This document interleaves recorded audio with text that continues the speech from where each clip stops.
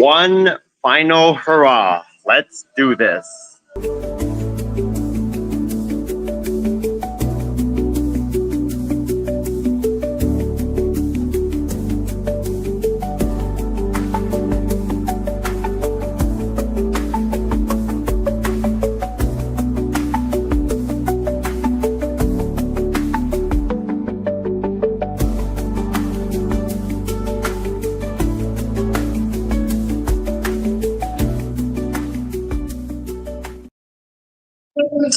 Happy Baseball Eve, y'all, and welcome to our final hurrah for this series, this 6 divisions in 6 days series. It's been an outstanding series, a lot of great feedback, a lot of fun shows that we've done, a lot of great baseball talk.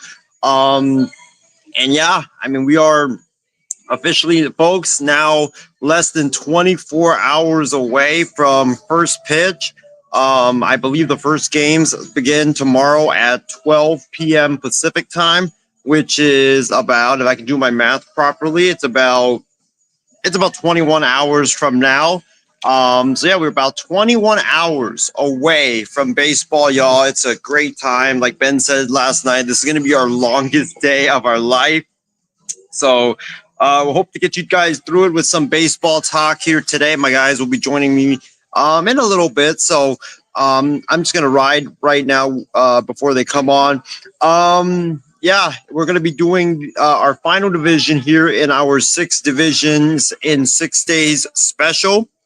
And that is the AL Central. It's going to be a division last year that had sent 3 teams to the playoffs, a division that was hotly contested until the final end. A division that saw some improbable rises, a division that saw a crazy collapse down the stretch. And so welcome into our 6 division, 6 days final hurrah show. We got the AL Central tonight. We did the NL East last week. We did the NL West and AL West a couple days ago. Then it was the NL Central, the AL East we did last week as well. And now we wrap things up here with the American League Central. I'm joined by my first guest on the show tonight, my good friend Shardul Gupta. Shardul, how are you doing tonight, my friend? And welcome into our last 6 divisions and 6 days show, the final hurrah, like we're calling it, the American League Central. How are you doing, my friend? I'm doing great. How are you doing? I'm good, man. I'm good. I'm ready for baseball, ready to get the season rolling, man. We are about 21 hours away from first pitch of the 2025 MLB season, so definitely very exciting. I'm gonna be doing a play-by-play stream for the Reds and Giants game tomorrow for opening day. Nice. I would love for you to join me on the stream. That would be great. Would you be down to join me tomorrow? Hey, Shardul, let's talk about the Giants off the air because we are focusing on the American League Central right now. But yeah, if you guys like what you guys are seeing, go ahead and comment down below in our stream and we'll read it live on the air. Like our show, share it everywhere. We want to get this video to a lot of views and a lot of comments and get some more great feedback here on the air. But yeah, let's get into it. The American League Central. This division last year, like I said, this division was a division that a lot of people thought was going to be one of the worst divisions in all of baseball, but it honestly turned out to be one of the more entertaining and exciting divisions in all of baseball. You had every team, honestly, Shardul, broke records or set records for either great or bad reasons. The Kansas City Royals had a very, very fun team led by Bobby Witt Jr. They surpassed all expectations, and not only did they make the playoffs, they made it to the second round of the postseason in a year in which they started slow, but they, got back and they rallied back, and they ended up, making the playoffs as the wild card. The Detroit Tigers, look, this was a team, and I think my guy Ben Cruz will probably laugh when he hears this, is that I have picked Detroit for I don't know how many years in a row, and guess what? I didn't get them right to win the division, but I got them right to make the playoffs, and they made the playoffs with just a miraculous run last year. They were, under 500 going into the trade deadline. They sold a lot of pieces, but the Tigers somehow, some way, after selling all their pieces, they rallied back and they ended up making a miraculous run, nearly winning the division, and they ended up making the playoffs as a wild card. Not only that, they swept the Houston Astros, dethroned the Astros in the first round, and they made it to the American League Division Series. Just an improbable run for the Tigers. The Cleveland Guardians, led by first-year manager Stephen Vogt, an unbelievable run, dominant season from top to bottom. They breezed all the way to the American League Championship Series. The Minnesota Twins. Now this is the bad part. Like, we talk about the great parts of this division. Now it's the bad parts of this division. You look at the Minnesota Twins, a team that was one of the best teams in the American League Central, for a good chunk of the season. They ended up collapsing. They collapsed, and they ended up, not only did they not win the division, but they missed the entirety of the postseason in general. And, there's obviously going to be a lot of heat on their manager, Rocco Baldelli, and the crew in Minnesota. And then the White Sox, talk about breaking records for awful reasons. The Chicago White Sox last year, and I want to get this right. I want to get this right because I don't want to, give them either one win extra or one win less. Sadly, the Chicago White Sox, Ben and Chardot, the Chicago White Sox finished 41 and 121. They finished 41 and 121, 80 games under 500. Pedro Grifo was obviously let go after that disaster of a season, a historic, awful season for the Chicago White Sox. But you look at this division, like, there's a lot of room for optimism. The White Sox, they hired Will Venable, formerly of the Texas Rangers, who was Bruce Bochy's assistant for a couple of seasons. He's a very bright, young, innovative manager, up and coming manager. I think that was one of the best hires of the offseason. They might trade Luis Roberts. They might, trade Andrew Vaughn. We don't know. But you look at, what the White Sox did, right? As we go through the division, the White Sox, they picked up Mike Tauchman in free agency. They signed Austin Slater in free agency. They got Bryce Wilson, the free agent right-hand pitcher, and Matt Thaiss from the Brewers and the Angels, respectively. They also got my guy, Travis Jankowski, on a minor league deal. He made the team today, so congratulations to Travis Jankowski. But you look at their pitchers. Garrett Crochet is no longer there. He was traded to Ben's Boston Red Sox. They lost Mike Soroka to the Nationals. Yoan Moncada signed with the Angels, I believe, and Gavin Sheets is elsewhere as well. Look at the Cleveland Guardians, the team that won the division this year. They traded away Josh Naylor, which was like an eye-opening move, in my opinion. They signed Carlos Santana in free agency, brought him back to replace him, but didn't really do a whole lot outside of that. So, yeah, hold on, Charlo. Let me finish giving the rundown on the divisions before you continue. But the Detroit Tigers. You look at the Detroit Tigers. They have a good young core. They brought in Gleyber Torres. They brought in Alex Cobb to complement their young core. A lot of good vets on that team. And then you look at the Kansas City Royals. They traded away Brady Singer, got a good bat in Jonathan India to come in and help Bobby Witt Jr. on that infield. They also got Joey Weimer, the outfielder from the Reds, as well. And then you look at the Minnesota Twins, the team that collapsed last year, had a historic collapse. The Minnesota Twins, they didn't really do a whole lot. Lost Max Kepler. He went to Philadelphia. They lost Carlos Santana to the Guardians. They lost Kyle Farmer to the Rockies. They picked up Mickey Gasper from the Boston Red Sox. But yeah, they didn't really do a whole lot. Their GM actually resigned. I think he's doing something now in business, and he's out of baseball. So, Ben, it's good to have you on the show, my friend. Welcome to the last hurrah, like we're calling it, the AL Central, the last show of our 6 divisions and 6 days preview. How are you doing, my friend? And how's life? And are you ready for baseball? As we are, about 21 hours from first pitch of the 2025 MLB season. Yeah, it feels like Christmas. I've been really wanting this day for a long, long time. It finally arrived to that. And so, yeah, can't wait to talk ball for you. And also, we will have a quick in it with Cruz later tonight to go more of the baseball bonanza preview stuff that you guys will be seeing for tomorrow, and do some Sweet 16 talk. So also make sure to join my stuff tonight, me and Isaiah, and potentially maybe some other people. So I can't wait for that, and can't wait to talk some ball right now. Yeah, like I was saying in the beginning, appreciate all the fans for tuning into this series. This was a series we just kind of came up on a whim, and it's just been outstanding.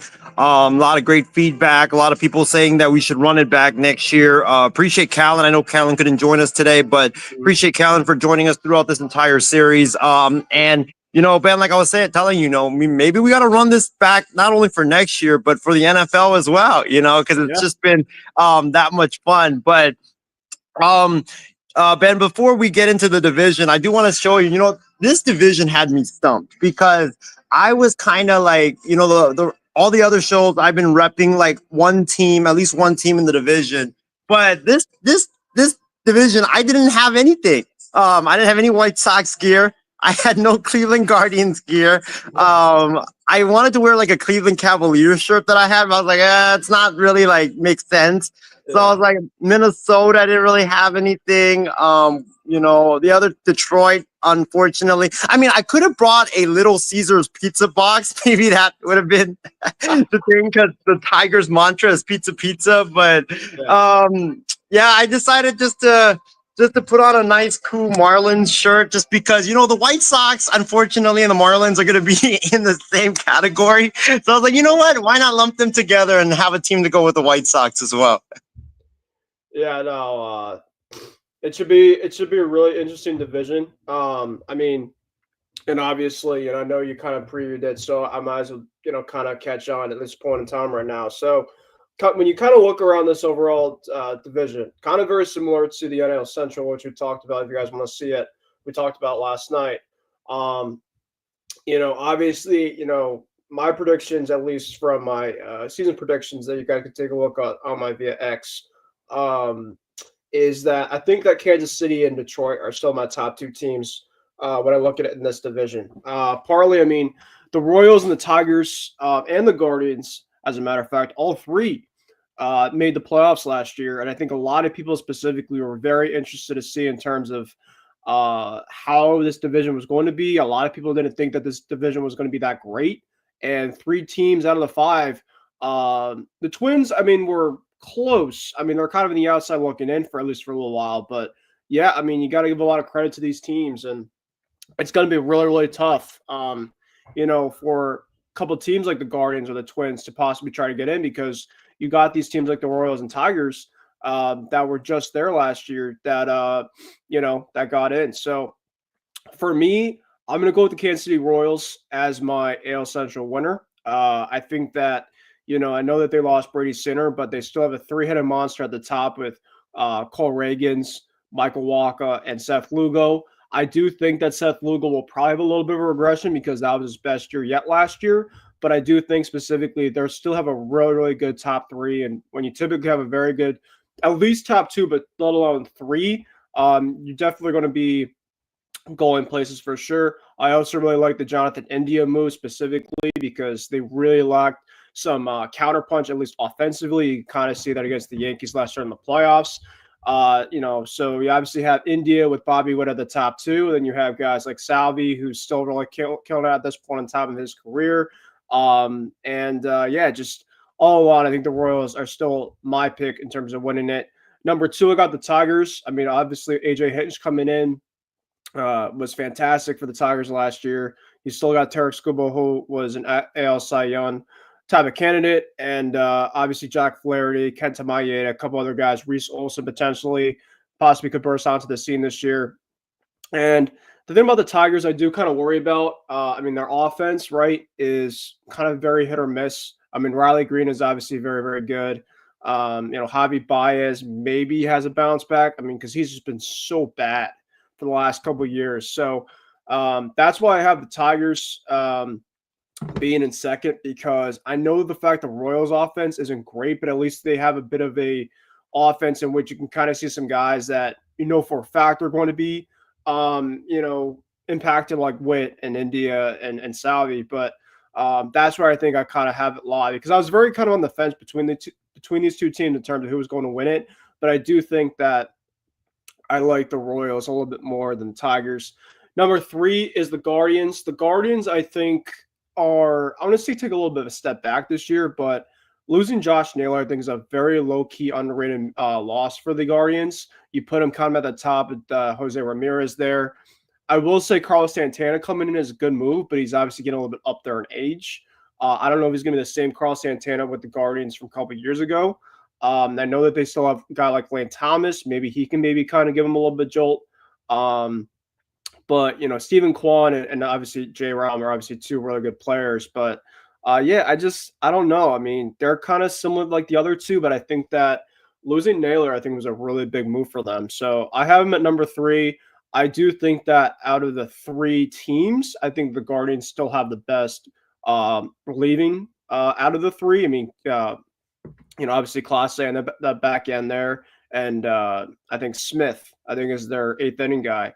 I forgot his last name, but that guy was absolutely dominant for them. Let me just really quickly check because that's going to drive me nuts in terms of that guy here. Cade Smith.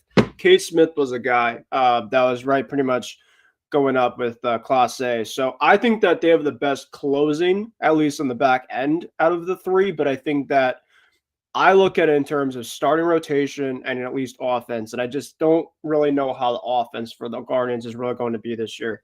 The Twins, I still think, yes, they have Joe Ryan. Yes, they have Pablo Lopez. Yes, they have Bailey Ober.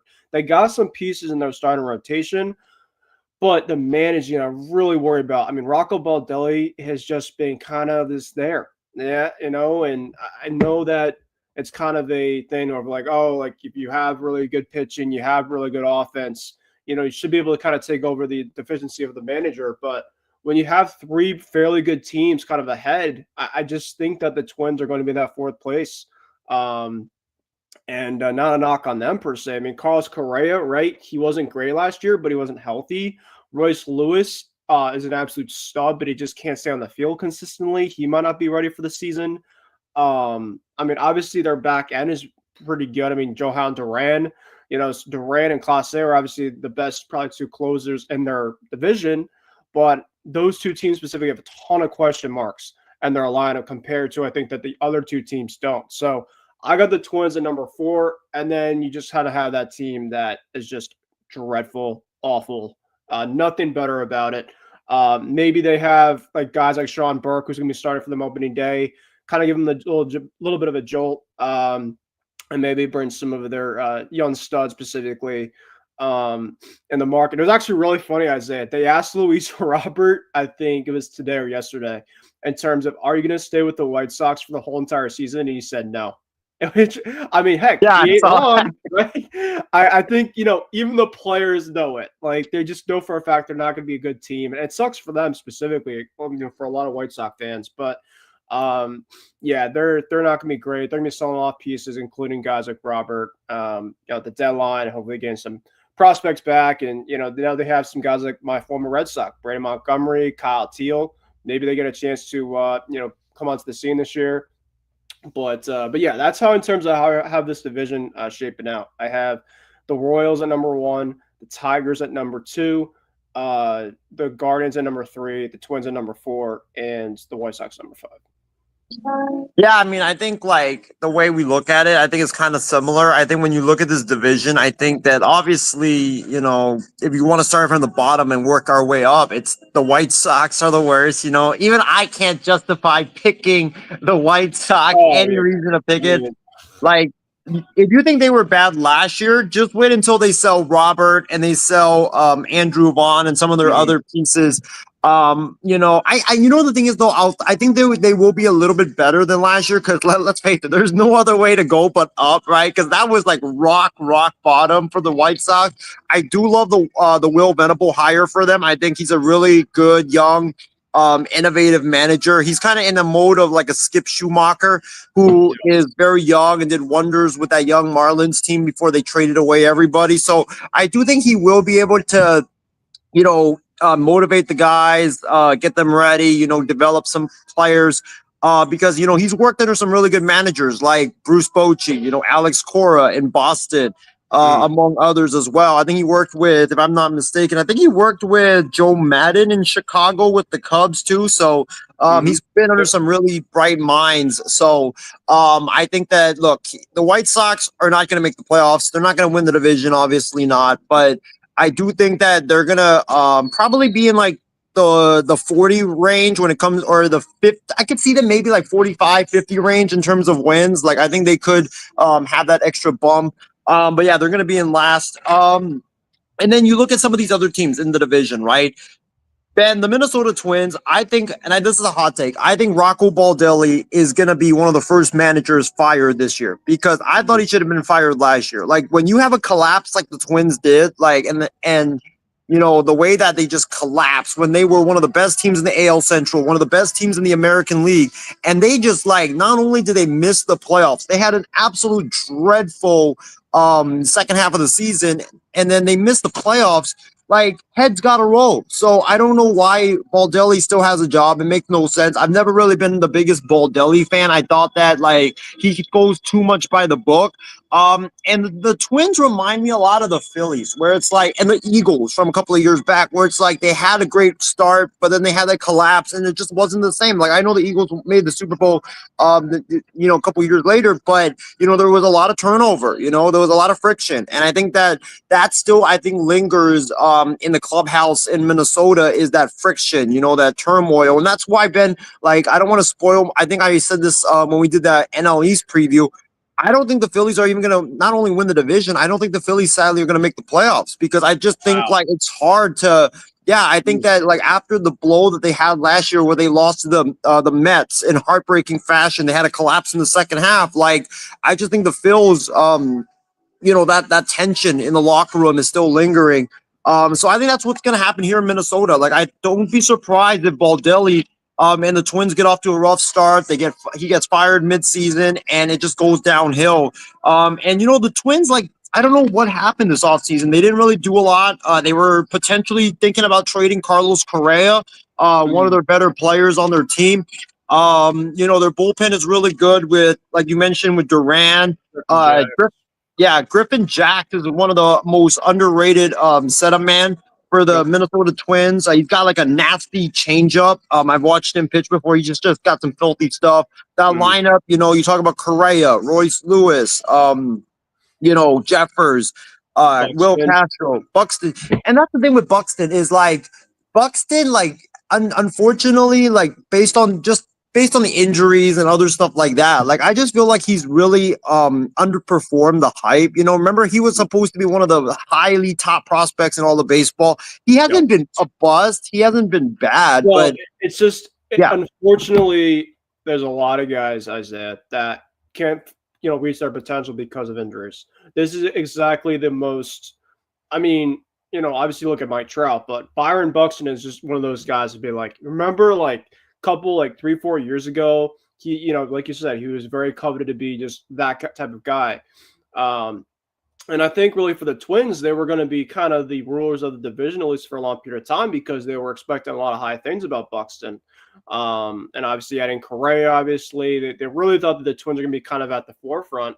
And unfortunately, I mean, Buxton and Correa have injury risk. I mean, you can say that for a lot of guys, but those are kind of their main two offensive guys that give them production outside of Royce Lewis. And Lewis now has injury risk too. So, I mean, if you have three of your offensive best guys specifically that have injury risk, there's really not a lot outside of that there. I mean, Matt Wallner, Harrison Bader. Sorry, that was my cat. Oh, you're good. Yeah.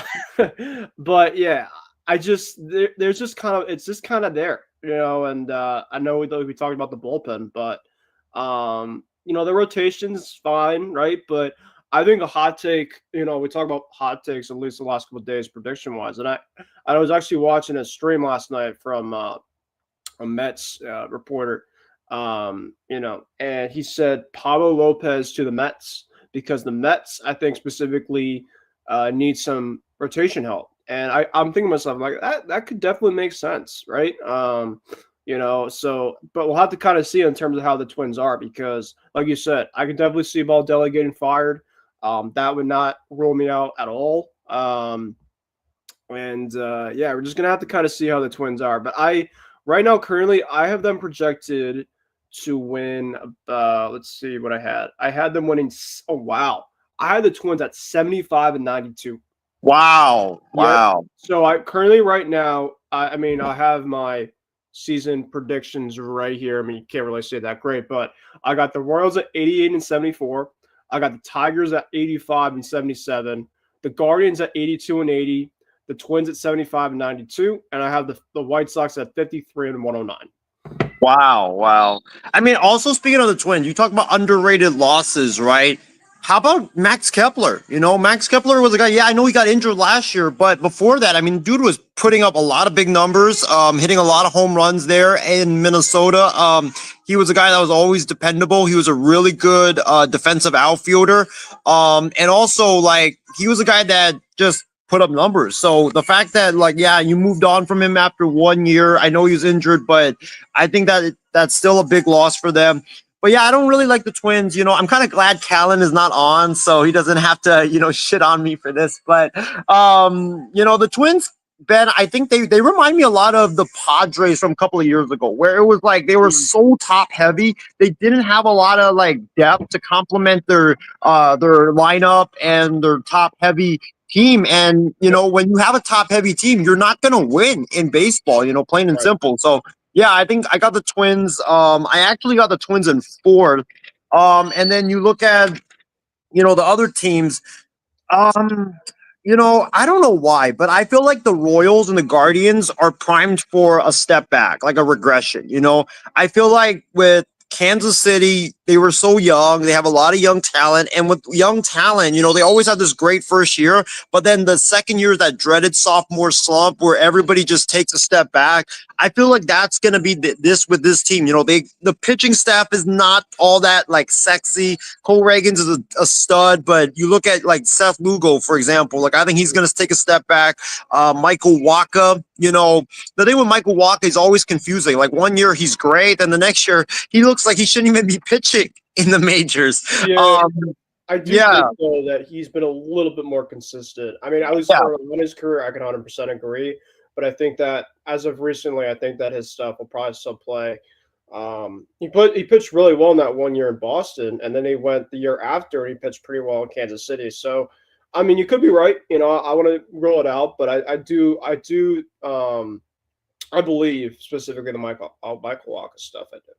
Well, and then isn't Pasquantino already hurt? I was reading somewhere. Yeah, I didn't even mention Vinny P. Yeah, I thought I saw something the other day that he was hurt. I think he is hurt right now. I think he's got some injury, but yeah. So he unfortunately is I feel like he's kind of in that Buxton area where he just can't stay healthy. The last few years, he just has always gotten hurt, unfortunately. Bobby Witt is a stud, like we said. He's a superstar in the making. I could see him being in the MVP conversations. Salvi is Salvi. Jonathan India, I think, was a very savvy move just because, he's a guy that puts the ball on the bat on the ball. He is definitely a lot better than Michael Massey, who's he going to replace. And then, a guy that I think is kind of overshadowed though is Michael Garcia.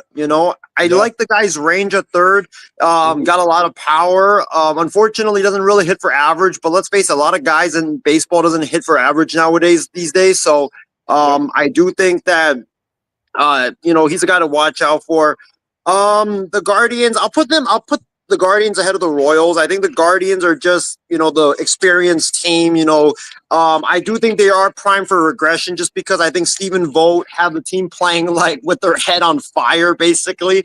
They was just crazy what the Guardians were doing at the start of the season and in that first half. But I love Stephen Kwan. They brought back Carlos Santana. Who knows how much he's got left. Jose Ramirez is an absolute star. Lane Thomas balled out in the postseason. I want to see that translate over to the regular season. That rotation though with Bibby, Tristan McKenzie, Ben Lively was a guy that I was shocked how well he did. I know him from his days in Philly. And in that bullpen, the thing though, Ben, is I worry about Clase, because the reason why I worry about Clase is how much of his woes in the postseason last year is going to linger on, because we've seen it before where closers get roughed up in the playoffs. They have a really bad playoffs, and then it just lingers on to the next season. So I hope it doesn't linger for Clase, but that could be something to watch out for. If, like, let's say Clase is blowing saves early and he's struggling early, it could be that mental block. And then, this is probably like the third year in a row, but I'm going to go with my famous saying. I'm picking Detroit, Ben, to win the American. Yeah. Hey, it's not a bad pick as it was 3 years ago. No. Yeah, no, I give you, I mean, you obviously with your takes, I say a lot of people like to shit this and that, but this was one specifically that a couple years ago, I think a lot of people, were calling you crazy for, but they finally found a manager for them. And I mean, all things aside, if you remember last year with the Tigers, in the first half, they were one of the worst teams in the first half, and they had one of the most remarkable turnarounds that second half to get into the playoffs, let alone beat the Houston Astros twice at their own park. So, yeah, I mean, I think that division pretty much is all up in the air, and I would not be surprised if the Tigers ended up winning the division. I mean, it could come down to a couple of guys having injuries for a couple of these teams, and, the Tigers could be right there at the top. Who knows? Yeah, no, I agree. I think that when you look at the Tigers, look, AJ Hinch has changed the culture there in Detroit. The guy that I think a lot of people is sleeping on, in regards to MLB executives, and I think he deserves a lot more respect than he's been given, is Scott Harris, their president of baseball ops. I've been very high on him since his days with the Giants. He was the guy that I felt like was primarily responsible for the Giants' success before he left to go to Detroit. And you look at what's happened. The Giants have gone downhill ever since he left, and the Tigers has gone up. So, he's definitely proving his worth. But look, Scoop Ball is a superstar. He's going to be in that Cy Young conversation this season again. Reese Olson is a guy. Don't sleep on him. Casey Mize, it might be like we talk about Jack Leiter and all these young kids, finally breaking out. This could be a guy that breaks out, because look, was so hyped coming into the season. He was, a guy that was, or coming into his career, but top pick. He's got great stuff, but sadly has been derailed by injuries. Now he's finally healthy, so I think he's going to be a big time contributor to that rotation. And then Jackson Jobe, a guy that throws 102 in the back end of the rotation, absolutely filthy stuff.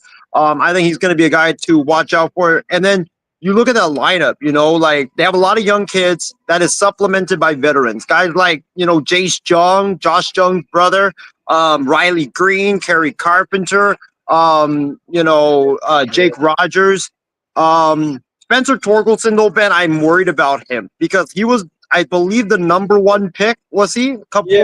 Yeah. I think it hasn't worked out, sadly, for him. Yeah, I mean, we haven't done our underrated players like bounce back guys. Spencer Torkelson's actually a guy to me that is going to have a bounce back. Something kind of tells me. I think that he's been a lot of trade rumors, and I talked about this yesterday. When you're kind of in a lot of trade talk and or just like rumors and stuff kind of been around you, that kind of gives you a little bit of a chip on your shoulder because you pretty much know for a fact of like, oh, like now I'm going to be starting to play for my job. And Torkelson, yeah, I mean, maybe he goes down. Maybe it's a very Evan Carter-like type of situation. Maybe he goes down to the minors, kind of finds himself, goes back up, and plays better. I mean, I do think that later on last year he was starting to swing a little bit better. Correct me if I'm wrong. Definitely in the Astro series too. So I'm not giving up yet on Spencer Torkelson. But I wouldn't be surprised if it was the other way around. This guy, unfortunately, just was not consistent with his contact. He struck out absolute ton last year. Yeah, no, and you know what's funny is the game that I was at. I remember we did a show that day. I remember I was either shitting on Torkelson or someone, and they went 3 for 3 with 2 home runs in that. What was that? Patrick Bailey. That's who you have. Patrick Bailey. That's right. Yep. That's right. Yeah, Patrick Bailey made me look like an absolute fool in front of my face, You going were like 3 for expecting 3. that? No, I 3 for wasn't. 3? I mean, this guy specifically is looked at as a 240 hitter, probably going to hit about, 15 to 20 long balls, and that's pretty much kind of it. He's just kind of a mad player. So I guess it was just kind of your luck for that day. Because let alone, I mean, I don't know how he did the day after, but he probably went like 1 for 4 or something. So, No, right. it's what it is. But yeah, and then just to finish off, like their bullpen, look, I love Bo Brisky. I think like he's gonna be a stud for them. Jason Foley as well. They also have guys that I forgot to mention in their lineup, Trey Sweeney and also Colt Keith, who were very underrated in their playoff run last year. And then I think, look, Ben, this is a guy you probably know a lot well, but I think Glaber's going to bounce back with Detroit. I think he needed to get away from New York, get away from the big lights, the big city. So I think he's going to do a great job there in Detroit. But yeah, I got the Tigers #1. Then I'm going to go with the Guardians, then the Royals, and then finish off with the Twins and then the White Sox to round out the AL Central. But yeah, Ben, as we've been doing, on all the divisions that we've done so far is, we've been going with like a sleeper team to watch out for, as well as a couple sleeper players in this division. Let me go to you first on this. Like, what sleeper team are you watching out for this season, and who are a couple like sleeper players you are looking out for? Yeah, I mean, I was kind of shitting on the Guardians kind of earlier on in terms of like them not having enough offense, but what the Guardians pretty much have is they have heart and they're very, very pesky. So I do think that I know we've kind of had like a lot of like at least the trend the last couple of days is like the number like third place team that we have is kind of a sleeper team, but they're a sleeper team to me because maybe they get some offensive production from other guys kind of outside of Jerry Rom and Stephen Kwan. So if they get some other production from guys like Lane Thomas consistently and Will Brennan, Carl Santana, they could definitely be a playoff team because, I mean, their rotation's kind of but you kind of look at the other two teams like the Royals and Tigers and, they have some injuries and, I'm not obviously discrediting, the Guardians for not even, they could definitely make the division, and win it because Stephen Vogt, Isaiah, you got to remember, Stephen Vogt was a very, very good hire for them and it was really, really good for them last year. So I definitely the Guardians for sure for my sleeper team. For my couple of guys specifically for like players to watch, I think Jonathan India for Kansas City is one of them. I just really, really just love that fit there. They really needed some more offensive production, and I mean, I do think that the ballpark is very similar, kind of like Cincinnati. So he's going to kind of a place where it's not like a ton of pressure either. So. I really like that move, and he obviously is going to be getting pitched a lot to because Bobby Witt, more likely than not, is going to be right behind him. So a lot of pitchers are going to want to have to pitch to India to get to Witt. My next guy was going to be, I'll say Glaber. Yeah, Glaber Torres with the Tigers because he's coming from a place like the Yankees in which there's a ton of pressure, obviously, and Glaber is a very up and down player, but I do think that he's going to go to a place now where the pressure is pretty much going to be kind of off and just go out and do his thing. There's so much ridicule with Glaber too with the Yankees for a long period of time about his lazy defense, his base running, but I think he's finally going to a place where he's going to shine, and it'll be one of the biggest reasons actually too that they have the Tigers winning. Really have the Tigers make the playoffs, but let alone potentially can win the potential of the division. And my number 3, I'm gonna go like kind of off the limb here, Ben Lively from the Cleveland Guardians, pitcher, because that rotation for the Guardians, I mean, they got Tristan McKenzie. I don't really know how to feel about McKenzie. They have Shane Bieber, I think, is going to be coming back pretty soon. But Ben Lively, he was kind of low-key good last year for the Guardians, and I'm very curious to see kind of how he's going to be this year. And I mean, unless you're a Guardians fan, not a lot of people really know much about Ben Lively. He was on the Phillies, I think. Then he was on the Reds. And if he can kind of resurrect his career to a place like this, I mean, The Guardians obviously going to be right there neck and neck. I think with the Royals and the Tigers, and the Guardians are actually be facing the Royals this weekend. So you kind of have a decent glimpse in terms of how potentially that rotation is going to be with the Guardians. And I think Ben Lively is going to be a big part of that rotation this year. So I have three guys from three different teams. I have Lively with the Guardians. I got Glaber with the Tigers, and I got Jonathan Indio for the Royals. All right, Ben, I can't believe I'm going to do this, but for me, my sleeper team, believe it or not, is the Chicago White Sox. And I'll tell you why. Hold on. It's because of this. Nobody's expecting them to make the playoffs, obviously not. Nobody's expecting them to win the World Series or win the division, obviously not. But when I look at this division, I can't pick Detroit, right? Because I already have them winning the AL Central. The Royals made the playoffs, so they're not really a sleeper team. The Guardians, they also made the playoffs as well. So, and I could see them like obviously being back. I could see all these three teams. Minnesota, I'm not high on at all. I think they're on a downward trajectory.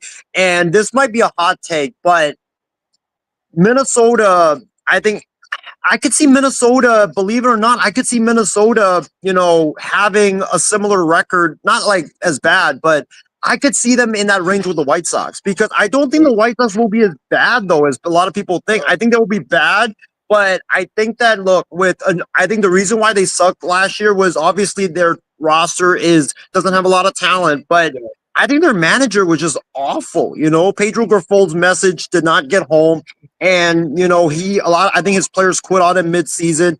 Will Venable's a great hire. I think this is gonna work out extremely well for them. They're not going to make the playoffs, obviously. They're not going to win the division. No way. It's too crazy right now. Yeah. No. But, I could see them like, how I talked about, I think they could probably sniff like 50 wins. I think they could sniff 50 or 60 wins. I think they could probably get into that range, and look, for the White Sox, that would be major progress because they were 41 last year. They were 80 games over 500. Yeah. Like if they can get like 61 and 121, like or 61 and 101 or something like that, that would be progress. You would be 20 losses or 20 wins more like that. I think that could happen for the White Sox. And look, I think the White Sox, they're going to lose a lot of games, obviously, but I think a lot of teams could be surprised by them just based on the fact that they're going to take the White Sox lightly. And, in baseball, you can't take anybody lightly, and then they're going to end up beating you and surprising you. So if I have to go with a sleeper, I'd probably go with Chicago just because, I like their manager. And, these young kids, they're going to be playing with nothing to lose. So I could see, Chicago definitely surprising some people in the AL Central. And then, wow, that was a crazy prediction right there. You never know. It's baseball. Right? Everybody starts 0-0 to start the year. The White Sox could be on a 5-game winning streak out of the gate, and we'll be throwing a parade for them apparently. So you never know.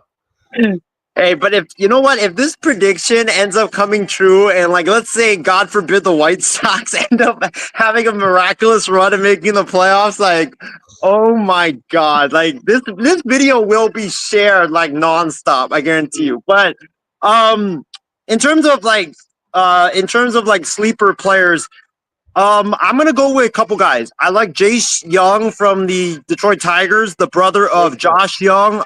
They're both kind of similar hitters, very powerful hitters. Last year he had a wrist injury, and when you have a wrist injury, especially as a power hitter, it saps your power. So now he's 1 year removed from it. I think he's gonna be a lot better.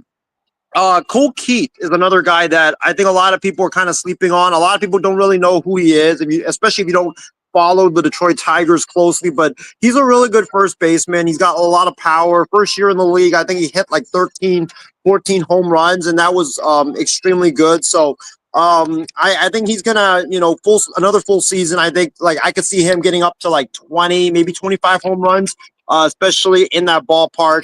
And then I would say the last sleeper I'm gonna go with is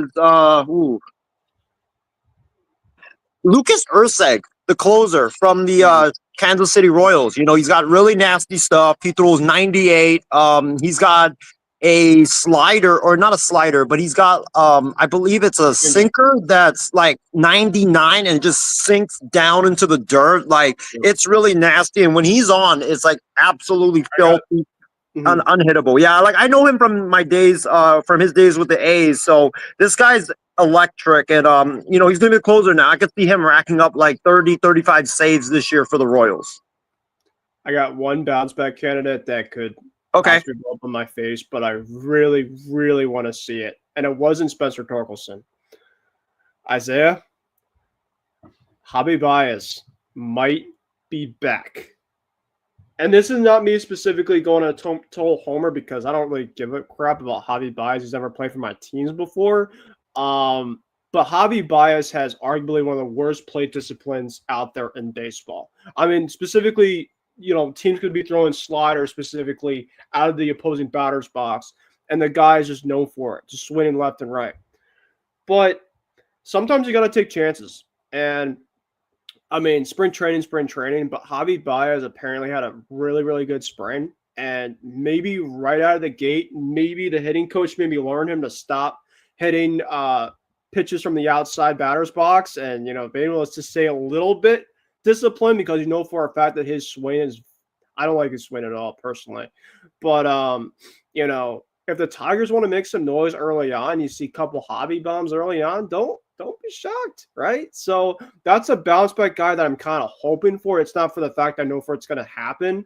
And one other guy too that I think no one talks about, but he's just kind of there, is Edward Julian from the Minnesota Twins. He's up there in their lineup, and he's just pretty good hitter, right? And he's not going to show any type of flash, but he hits a lot of fly balls to the opposite field. So I really love his overall swing. And if the Twins want to make some noise, Edward Julian's a guy that might potentially gonna be a factor there. No, I agree. I think that for me, if I were to go with like bounce back candidates, I'd probably go with Glaber, just because like I feel like Glaber needed to get out of New York. He had to get out of the big city, get out of there, because I just felt like, look, he was kind of he's like one of those guys that I feel like would thrive better as a, in a smaller market, smaller city, small spotlight. So, I think for me, Glaber, I think would be my bounce back candidate. I think that he's going to have a good year with the Tigers. I could also see Kenta Maeda. Maeda struggled last year in his first year with Detroit. But I don't know. Is he going to be I think he's going to be in the bullpen. So, is he? I don't know, actually. I think he's supposed to be in the rotation. I always go use Fangraphs as that. I mean, I don't know if you use that. That's the overall site that I use for the depth chart and stuff. I absolutely love this site. I mean, I could spend hours and hours just looking at this specifically. And just in terms of like WAR and WRC plus, all that type of stuff I really got into. The projected rotation is Terry Skubal. Oh, no, you're right. Looks like Kenta Maeda is going to be their long relief. Oh wow! So, because I believe I read somewhere, I think it was either last week, that Jackson Jobe had beat him out. I think. Yeah, I don't know. They have him in the rotation as the last guy, at least via from Fangraphs. They have Skubal, they have Flaherty, Casey Mize, Reese Olson, and Jackson Jobe. So that's a pretty good starting five. That is. If you ask me. So. Yeah. Flaherty, I forgot about him. Yeah, like he signed late in the spring, and look, he has that familiarity with Detroit, and so he's going to provide that veteran leadership for them. He's going to be that vet in the rotation. But yeah, I'm interested to see Maeda in the bullpen. Like he's got stuff that I feel like, when you're in the bullpen, you're throwing less innings. Like you can throw a lot harder. So don't be shocked if Maeda throws like 96, 97, 98. In the bullpen, and just, has a decent year, definitely way better than what he was when he first started with the Detroit Tigers. But yeah, those are our predictions for the AL Central. Ben, I got a couple questions for us for the AL Central before we do wrap up the program. Obviously, we got to talk about the elephant in the room, and that is Luis Robert. That's the big trade target for the AL Central. Luis Robert, like you mentioned, I think he said today that when he was asked, like, do you expect to be on the White Sox this whole year? He said no. I laughed honestly when I heard that. But yeah, I saw it on a tweet. I'm just like, oh yeah. I mean, heck, you're not wrong. You know, you were probably going to be no, traded. You know, if not this year, if he's not traded after this year, it's the fact that nobody wants him. Personally, that's in terms of how much desperation they want to get rid of him, and it's not because he doesn't. You know, they hate him. It's more the fact he just doesn't want to be there, and they're more in a future that is playing for the young kids and not for a guy like Robert who has a ton of talent that can go to a contender and the White Sox could get some prospect. A pretty good haul actually for Lou Bob too. yeah. So diving into the Robert trade conversation is what are some like potential trade destinations for Luis Robert? For me, I got a couple. I think that the two destinations that I could see Robert going to is, especially if he has a great year, right? If he has a crap year like he did last year, nobody's going to trade for him. Nobody's trading prospects, especially for that contract, and especially for a guy that is not having a great year. Couple destinations I do have in mind is number one, the San Francisco Giants. When you look at their outfield, there's nobody really that stands out, in my opinion. I look at the Giants outfield right now, like Jung Ho Lee's always hurt. Mike Yastrzemski's hit or miss. I'm trying to think about who their left fielder is. I believe it's not Lamont Wade, is it? No, it can't be Lamont Wade Jr. But you said Yaz, right? What's that? You said Yastrzemski? Yeah, I think Yaz is the right fielder. Jung Ho Lee is their left or their center fielder. I'm trying to see who their right or their left fielder is right now. You can keep blabbing on. I'll take a look right now, really quick. Yeah, I like. There's nobody in the SF outfield that really stands out, in my opinion. So if the Giants, let's say, are in that wild card contention, or heck, if they are in that division contention, I could see Buster Posey making a splash like that. Did you say Ramos? Oh, Elliot Ramos. That's right. Yeah. That's right. He's a stud. But other than that, like nobody in their outfield really stands out. I think Yaz is just hit or miss, like I said. So if you have a chance to get Luis Robert and replace Mike Yastrzemski, I think you definitely got to go and do that if you're Buster Posey. So I could see the Giants doing that. And then I think the last one I could see, this might be a stretch because I don't know if I think has Robert played center field before? I think he's played some center field, right? Mm-hmm. Texas, because if Evan Carter is struggling mightily, can't get his swing together. Leody Taveras, let's face it, Leody Taveras is a glorified 9-hole hitter. He's not really that good with the bat. He's a good speedster, but he just can't get on base. So I think that, if you're Texas, and Texas has shown that if they're in contention, they're going to go all in, and they're going to go for the big splashes. So I could see the Rangers definitely making that splash for Luis Robert to try to store up that outfield. And if I had to do a bold prediction, Ben, don't be shocked if, let's say, Texas is in that contention for the AL West. They're in contention, one of the best teams in the AL. They make that move for Luis Robert, and they trade Evan Carter just because it's kind of like, I don't know if Carter will get back to that level just because that back injury has really ruined it. All right. I mean, I respect it. So some teams to watch for Luis Robert. I think that he's probably, if I'm going to talk about a league, I think there's going to be more interest in the National League. 3 teams I'm looking at, the Cincinnati Reds. I think that the NL Central specifically is going to be up for grabs. Tito Francona's there, and the Reds just need more offense. Luis Robert could come in. You put him at the top of the lineup with guys like Elly De La Cruz, TJ Friedl, Encarnacion Strand, and others. And I think that Reds team specifically can make a massive push, at least for a wild card push. Another team, and I think Isaiah, you're going to really like this, is the Philadelphia Phillies. The Phillies, I think, are trying to win now. I mean, because their window's starting to kind of close over time. And the Phillies have the assets to make a trade, possibly a guy like Luis Robert. And I mean, Dombrowski, outside of the Luzardo move this offseason, he really did not go out and make a massive push. And Dombrowski kind of known at the trade deadline, he's going to go out and trade potentially some assets away. So, I mean, I really wouldn't be surprised about the Phillies at all. The Mets, I think the Mets specifically, you put him at the top. I mean, the Mets lineup is absolutely already loaded as is, but they can make a trade specifically, for the White Sox. You put him on the top with, Lindor and Soto and Vientos. I mean, Robert would probably be like their number 5 hitter. You put him out in center field. I mean, maybe I don't know about Brandon Nimmo, potentially being in a trade possibly. I don't see it happening. But Mick, maybe, I mean, this would be an absolute crazy thing to hear, but maybe Luis Angel Acuna potentially could be in a trade possibly. I mean, that would ask a lot, or Brett Beatty or somebody else like that. But the Mets definitely have the assets definitely for sure about that. And then one other team, and this is a team specifically that I think needs desperately outfield help production, at least offensively, the Baltimore Orioles. I think the Baltimore Orioles specifically, I mean, no offense to Cedric Mullins. And Cedric Mullins, I've been a Cedric Mullins fan for so long. I don't know why, but I absolutely love me some Cedric Mullins.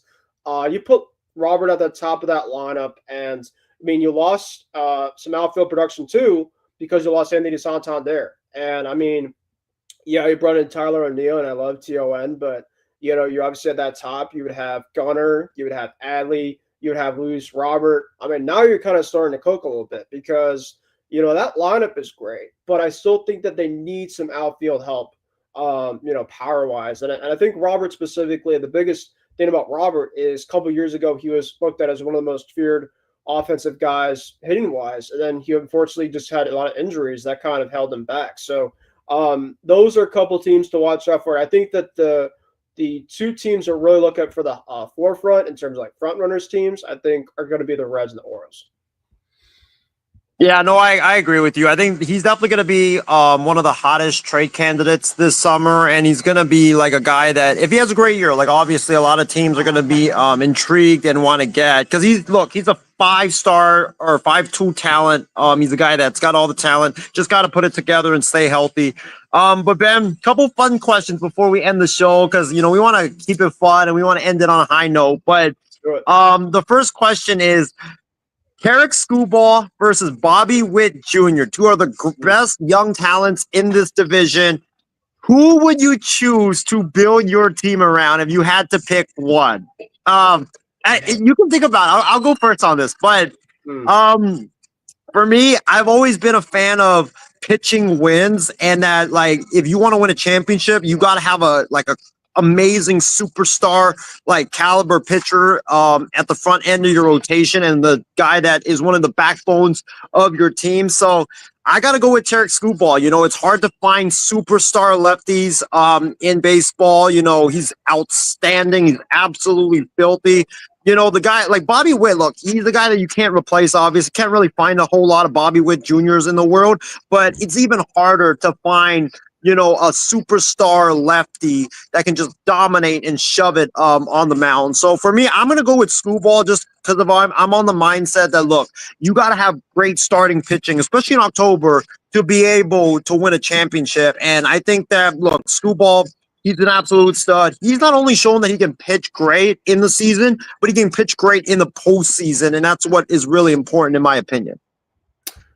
Yeah, that's a really tough question. I mean, because I absolutely love both of them. But I'm going to go with Bobby Witt Jr., and the reason being is because he does more outside of, like, pitching. So, like, obviously, Skubal, he has a pitch mix, absolutely disgusting stuff. But when you talk about impact specifically, when you talk about changing a game, Bobby Witt Jr. has 5 tools. He could hit, he could field, he could throw, he could steal. So I take that kind of into account of, like, all right, if you have a team already with like Arya Nace as is, Skubal is just another great piece, right? If your lineup specifically is just, power or nothing, Bobby Witt Jr. could come into that lineup and just change absolutely everything. So as much as I love Tarek Skubal, I mean, Tarek Skubal, so say for instance, right, he goes into like the Dodger situation. I mean, the Dodger situation is kind of bar none kind of compared to other stuff, but like Tarek Skubal might not even be their number one, possibly in that rotation because it's that disgusting.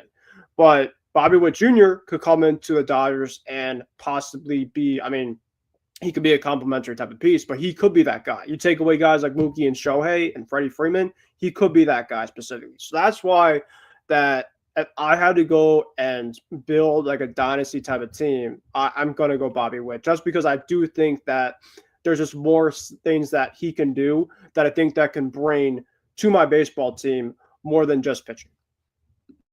No, I agree completely with your point. I think you make a great point. But yeah, it's a fascinating debate. You know, two of the best young players in all of baseball, Witt or Screwball. Give us your thoughts. You know, who would you take to build your team, whether it's Tarek Screwball or Bobby Witt Jr.? I feel like honestly, like if you take one or the other, like you can't really go wrong in this situation. Yeah, because both guys are just so great and so young.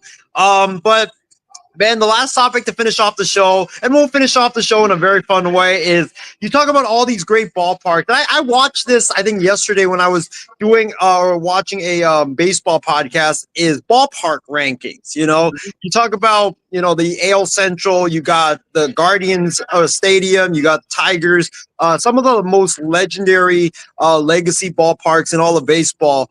If you had to rank the ballparks 1 through 5, 1 being the best, 5 being the worst, and I can give you some time to think about it, but I should be good. Oh yeah, go ahead. If you had to rank the ballparks in this division, I wish we did this like for every division thus far. That's a really but one. If you had to rank it from 1 through 5, for each team's ballpark, what would you start with and what would you end with? Man, I mean, it's a really good one to ask because I've been to 3 out of the 5 ballparks in this division. I've been to the Twins, I've been to the Guardians when it was Progressive Field and Jacobs Field, and then Comerica Park. So I've been at least 3 out of the 5. My hope is to get to Kaufman at some point. White Sox, it's like I've heard it's just kind of there. So like I could take or leave it, but man, it's a really tough question because I mean I'm just kind of going based kind of in terms of my experience. If you're talking about in terms of like just overall, right? I can kind of go probably differently, but I'm gonna go Target Field as my number 1. I absolutely love Target Field. Just the overall right in the heart of downtown Minneapolis. You know, it's just very new. It's modern. It's very family oriented. Very laid back. Tickets are pretty, you know, relatively cheap. That's kind of a park that I've been to once. I would definitely love to go back again. Man, I'll go off the limb because I do think that it's probably a nicer park than the couple others I've been to, but Kauffman Stadium, I'd probably go with number 2. I just really like the outlook there. Of course, you have the fountains, and you know, it's right next to the Chiefs, so I think that it just kind of fits that overall like type of mold there. Number 3, I'm probably gonna go with Comerica Park. Comerica Park, right in the Motor City. Kind of similar like to the Twins, right in the heart of downtown. And you know, you could take, you know, transportation there, but not like crazy transportation. I know you could take, there's a metro system in Minneapolis. It's like like trolleys type of station, and then for they have streetcars in Detroit. But I went to see the Red Sox play the Tigers at Comerica. Pretty good park. They have obviously a carousel and that kind of like a little kids zone area for kids, and the concourse, and everything is pretty good there. So I'll probably go number 3 there. The Jacobs and Progressive Field, I like it. You know, it's a pretty fine park, but I wouldn't probably put them over these others just because it's a park, right? You know, there's typically when I kind of look at in terms of like just aesthetically pleasing, right? There's just like the other like vibes and stuff kind of around it. I mean, Cleveland, I think it's a very underrated type of park. They obviously have kind of things to do kind of around. I mean, you obviously have where the Cavs play right next door, and you kind of have like kind of a little strip area where they have a bunch of restaurants and stuff, but nothing like crazy over the top. And then the White Sox. And I probably have the White Sox last, not because that the team sucks. It's more the fact is like, yeah, you can obviously get there really nice by the train, and I've never been before, but I also just kind of look at it as like you're battling out with Wrigley Field, and so it's kind of like the little brother stadium, I guess. It's just kind of there, and it's just like, yeah, you know, I put Wrigley Field in here, you know, definitely we're talking a little bit different. So I'm gonna go Target Field number 1, Kansas City number 2, Detroit number 3, Cleveland number 4, and the White Sox number 5. Yeah, I think you make a lot of great points. I'll admit, I have never been to any of these ballparks like for a game. I have been like I drove by outside the White Sox stadium. I think when I passed by Kansas City, we did drive by the K. So that was really nice. But so I've only got experience with a couple of them. But if I had to rank it just based on like how I see it when I watch it on TV, um, Yep. I'm gonna go with number one, Kauffman Stadium. That park is like it looks super nice, especially the outside and the inside. You got the big Royals logo in center field, the scoreboard. You got the fountains. Like it's just so beautiful, and that's a park that I definitely would want to take in a game at. Definitely sit by the water of the fountain and just watch baseball. Like you said, like aesthetically pleasing. Like that's just such a great aesthetically pleasing moment. Um, in terms of the second one, probably Comerica, just because of how spacious it is. Like, if you want to get a cheap ticket and just, watch a game by yourself and just enjoy a game, like, yeah, that's a great ballpark to be at. And like you said, it's in downtown, so like you got that downtown vibes too. Yep. And then the third one, probably the Twins because like it's new. Yeah, it's a newer shiny ballpark. They got some nice amenities there, so probably that one. And then the fourth and the fifth, obviously I don't want to crap on Progressive Field, but it's a like you said, it's a fine ballpark, but it doesn't have like the newer sexy amenities that a lot of these newer ballparks have, right? It's a ballpark that's fine to if you were just a regular baseball fan, just want to take in some games, like it's fine. And then the last one is the White Sox. And like you said, it's not because the team sucks. It's because that ballpark in general is number one, it's located in a really bad area of Chicago. It's not located in a good area. You do not want to be there in that area by yourself at night. Trust me on that. And I think also like that park is just, I don't know, like it's in a bad area. When you look at it, it's like there's really nothing that stands out, about that ballpark. The only thing that really stands out is like that scoreboard. They got some funny or they got like the pretty cool like candy canes. Candy canes, yeah. Like the fireworks when they hit homers with like they barely do now these days because the team is absolutely brutal. So it's like yeah. But yeah, like that park is like a safety concern, honestly, because like you go there, and I think there was a shooting, I think, on opening day in 2023. Like it's in a really bad area of Chicago. So, and like you said, it's overlooked by Wrigley Field. Like people in Chicago, I know my guy Stephen Wang. Shout out to you, Stephen. He's been to couple games, and it's literally been the Cubs. Like nobody goes to White Sox games. I'm sorry to say that, but. Those are my ballpark rankings. But oh man, it's been a great series, man. It's been a great, 6 divisions, 6 days. We are all done with the divisions now. We're all ready to play ball and get the season going and get it underway, man. But appreciate you for joining me on the program, my friend. What's your final thoughts for this final 6 divisions in 6 days preview special for this year? Yeah, it was a lot of fun, and now comes the real baseball. I mean, we obviously love to talk baseball. We'll still obviously do it kind of throughout the season, but as great as the offseason is, with all the great rumors and rumblings and stuff, nothing is better than seeing the crack of the bat, having your popcorn, at the park, having your hot dogs, and just taking in this baseball. I mean, just obviously seeing your videos even the other day. I'm just like crap. Like, just get me back to baseball. I'm going to be at Fenway for Sunday Night Baseball, the first Sunday Night Baseball weekend, the Cardinals and Sox. So I'm very excited for that and to check out the new Sox team. So, but yeah, I mean, of course, the food too. I mean, they were promoting the food like crazy. I mean, Isaiah, I don't know if you saw this, but in New York, of course, the Yankees have the chicken buckets. The New York Mets have been promoting this 20-piece, like in a bucket of chocolate chip cookies. And I'm like, you serious now? Like, it's just like those type of things. Get me to New York right now. Yeah. So, I mean, the Mets, obviously, when you talk about ballpark food, and then every year, man, it's absolutely incredible. So, just this has obviously been a really fun series that we've done. I'd definitely love to do it again with you. Yeah, now I'm ready for the real stuff, which starts tomorrow. No, I agree, man. It's been a fun series. We've gotten a lot of like great feedback from our viewers and a lot of great comments. And it was great to, like I said earlier, to have Callan on the show, have you on the show, have other people join us. A lot of fun. Yeah.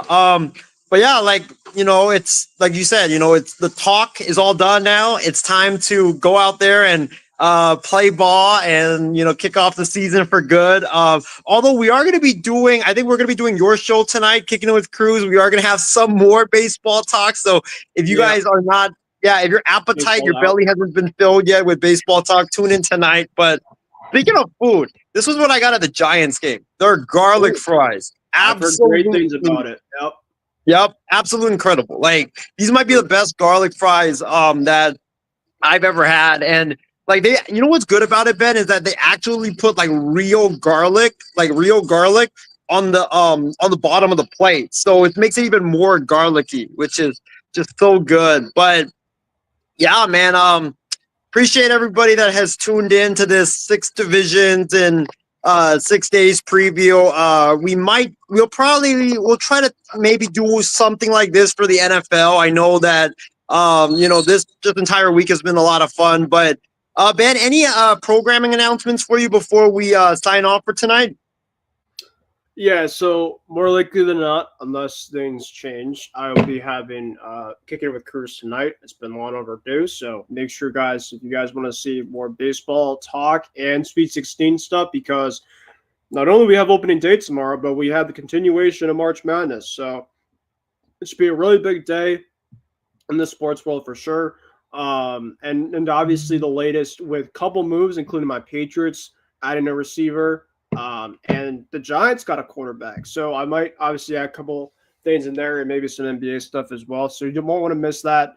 And hopefully, we get to do Batter Up again this year. Obviously that was a lot of fun. So obviously give you guys all the baseball coverage kind of throughout the year. But outside of that, let's go Sox, and can't wait for tomorrow. Yeah, very well said. Ben, actually, one more thing I do want to pose to you is, what was your thoughts on Alex Cora announcing that Rafael Devers is going to be your full-time DH, not a third baseman anymore? Like, I know that was a big talking point in Boston and the national media coming into the spring, but Devers is now going to be the full-time DH now. Yeah, I mean, obviously, I think,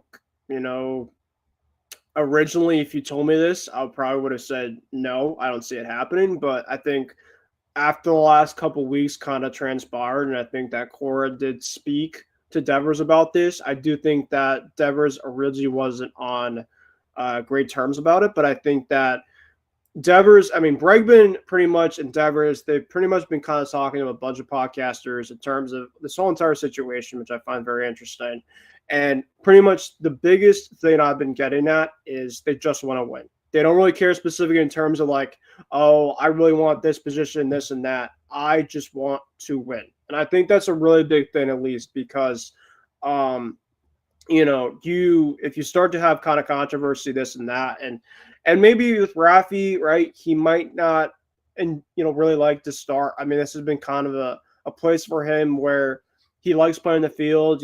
He does feel like specifically that he gets the nod there because he's been playing there for most of his career. And then he didn't know specifically kind of about this Bregman thing, I guess, kind of later on. So maybe his kind of feelings a little bit indifferent about it. But I think that you can kind of see in this overall spring that Rafi didn't play a lot of third as usual, and Bregman played a lot more third than he did. So I think that Rafi, I think, might take a little bit the wrong way, but I don't think it's going to be as big of a deal, at least for me, than I think a lot of outsiders are expecting it to be. I think I saw so many people say, oh, he's going to request a trade, this and that. Like, no. Let's be frankly real. I think, Big Papi became a DH kind of right around the same age as Rafi has. So I do think that, if the one thing too is like, how about, something happens to Bregman, or, I obviously don't want to see it happen, but Rafi at least could still play the field just in case something happens. Like, he has that insurance, kind of like with Big Papi, in which later on in his career, yeah, he didn't play a lot more in the field, but if somebody needed a day off or, kind of a late substitution, probably played a little bit of first base. So Rafi, obviously, you can put him back to third base, kind of, if needed, but he's not going to obviously be the everyday type of guy anymore. I just think that they're also valuing the defense. I think the defense in the last couple of years has been absolutely abysmal for the Red Sox. And Bregman, of course, is a very, very good defensive third baseman. So they're obviously valuing Bregman's glove, kind of from what I'm seeing, and they want to keep Rafi as healthy as possible. So those are two things specifically kind of take into this coming into tomorrow.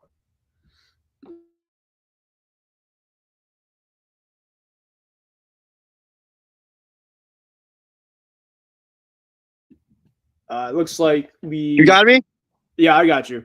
Yeah, look, I had a brain fart moment. I just left. I was doing the show on McDonald's. I just left, and I didn't realize I was on Wi-Fi, so I walked out, and the Wi-Fi went down. But yeah. By the way, I just want to throw this out there. So, like I said, I was doing the show on McDonald's, and Ben, while you were talking, we had three people that I guess were hearing me talk throughout the entire show. They actually just followed our network, the MI6 Sports Network, while I was in there. So shout out to those three people. We did get a lot of more viewers and followers. Appreciate them for the support. But yeah, it's great to see that it's unified now in Boston. A lot of harmony now in Boston, not just a lot of bickering and a lot of divide. It's great to see that now as the season begins. But like we said earlier, the talk is all done. Now it's time to play ball. We begin the real thing tomorrow afternoon in about like 20 hours from now. We begin the real deal with the Yankees and the Brewers from Yankee Stadium. It's going to be a great year. But like we also said, go ahead and tune in tonight. We're going to do Kicking It with Cruz. We got the Sweet 16. We might do like a full-on like baseball preview. I know there's a couple other predictions that we haven't dropped, like the awards and World Series predictions and all that stuff. Actually, Ben, if you wanted to, like, I don't know if you want to drop the World Series picks now or you want to drop it on your show tonight. It's up to you. I have time now. We could drop it now if you like. So might as well do it now if you want. You know what? Let's do it now because this is like a baseball podcast. But yeah, let's do it now. So for me, for my World Series prediction, I think that obviously the Dodgers. I feel like the Dodgers are going to be in there. I think when you look at the American League, the Yankees losing Garrett Cole, that changed a lot. The Red Sox, I got questions about their bullpen. We talked about the Central today with all these teams, but I don't think any of those teams are ready. For my World Series prediction, I'm going to roll with Dodgers and Rangers. I think that, look, this is going to be two teams that are hotly contested. Rangers are out for, revenge after their World Series 2024 defense did not go as planned. I think that, look, they have the pitching now. Guys are back healthy. Seager's going to have a full season, so he's going to rake. But yeah, I got Corey Seager playing the Dodgers in the World Series. His former team. It's going to be a great two star-studded lineups, two pitching staffs that are absolutely filthy. Jacob deGrom actually pitching in a World Series. I mean, that's going to be crazy. Bruce Bochy managing against the Dodgers. Unfortunately, though, I got to go Dodgers in 7. I think that it's going to be a great series, but I just think that the Dodgers have way too much talent. But like I said, I think it's going to be a great series, but I think Dodgers just way too much talent, but they're going to end up shining in Game 7. All right. So I'm going bold here in terms of my World Series. And you can call me crazy in this and that. I don't really do a lot of crazy predictions as is. For me, I like Texas and I like the Chicago Cubs as my World Series. I think that the Cubs will be taking on the Dodgers in the NLCS. And I think that, unfortunately, the Dodgers are going to have, a ton of injuries in October. And I think that's going to be a massive linger to it.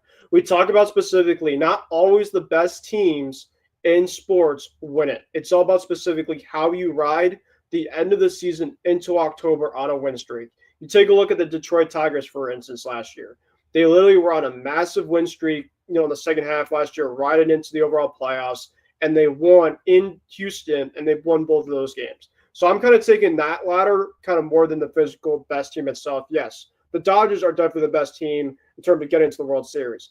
But I take a look more at the fact of riding through, and I think the Chicago Cubs with a lot of their Houston connection of Ryan Presley, Kyle Tucker, and I think a lot of their bats kind of come up big. And Craig Counsell, we talked about Craig Counsell. I think that his job is going to be safe because he's going to have a very, very good October.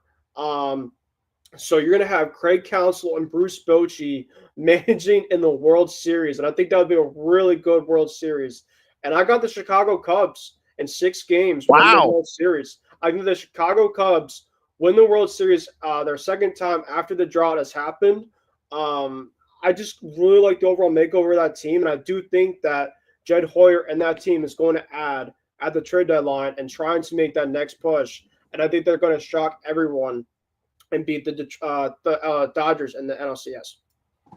Wow, yeah. So we both got Texas coming out of the AL, and then you got the Cubs, I got the Dodgers. But look, it's going to be a fascinating season. One last bold prediction I do want to throw out is, Ben, I think the Washington Nationals make the playoffs this year. I think they make it as a wild card. I like that team. You talk about, they remind me of the Detroit Tigers from last year. A lot of young talent, just need to put it together and explode. And look, they got a World Series manager in Dave Martinez.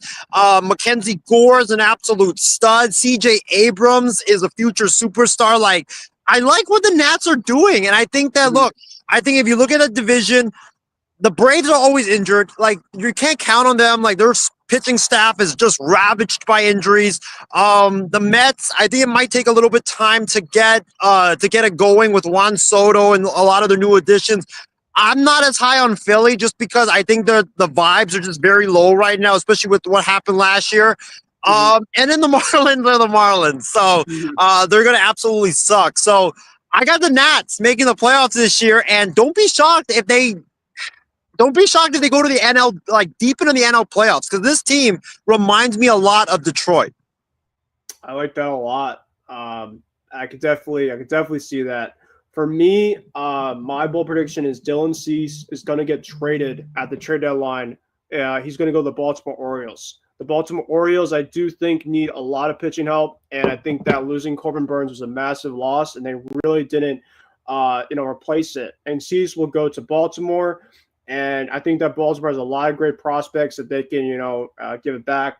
Guys like Mayo, possibly, who's a really good position guy. And they just have a lot of pieces that they can trade away, specifically in that farm system. They have one of the best farm systems in baseball.